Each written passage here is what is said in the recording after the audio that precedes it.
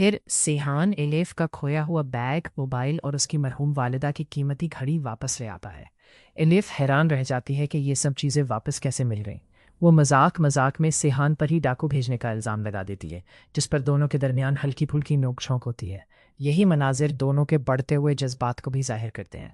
لیکن جیسے ہی سیحان ایلیف کے گھر سے نکلتا ہے، اچانک سب کچھ بدل جاتا ہے۔ ایک قاتلانہ حملہ ہوتا ہے۔ گولی اصل میں سیحان کے لیے چلائی جاتی ہے، مگر ایلیف اس کے سامنے آ جاتی ہے اور گولی خود کھا لیتی ہے۔ یہ منظر پورے ایپیسوڈ کا سب سے طاقتور لمحہ تھا۔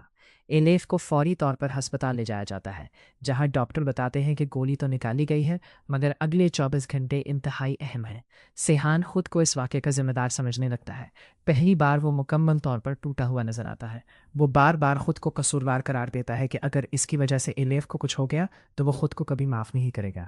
دوسری طرف غازی یوسف بھی اپنے بیٹے کو اس حال میں دیکھ کر اندر سے ہل جاتا ہے اور قسم کھاتا ہے کہ حملہ کرنے والوں کو زندہ نہیں چھوڑے گا۔ تحقیقات کے بعد معلوم ہوتا ہے کہ حملے کے پیچھے لالا کا ہاتھ ہے۔ غازی یوسف فوراً اپنے آدمیوں کے ساتھ لالا کے پاس پہنچ جاتا ہے۔ یہاں دونوں کے درمیان برسوں پرانی دشمنی کی اصل وجہ سامنے آتی ہے۔ لالا اپنی بہن مریم کی موت کا ذمہ دار غازی یوسف کو ٹھہراتا ہے، جبکہ غازی یوسف کہتا ہے کہ لالا نے بھی بے شمار جانیں لی ہیں۔ دونوں ایک دوسرے پر خاندان تباہ کرنے کے الزامات لگاتے ہیں۔ سب سے بڑا جھٹکا اس وقت لگتا ہے جب لالا کو معلوم ہوتا ہے کہ اس کے آدمیوں نے صرف پیرانے کے بجائے واقعی گولی چلا دی تھی، اور وہ گولی سیحان کو نہیں بلکہ ایلیف کو لگ گئی۔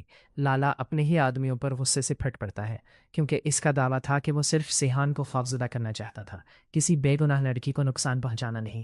دونوں دشمن آخرکار ایک عارضی معاہدہ کرتے ہیں کہ آئندہ ایک دوسرے کے خاندان والوں کو نقصان نہیں پہنچائیں گے، لیکن نفرت ختم نہیں ہوتی۔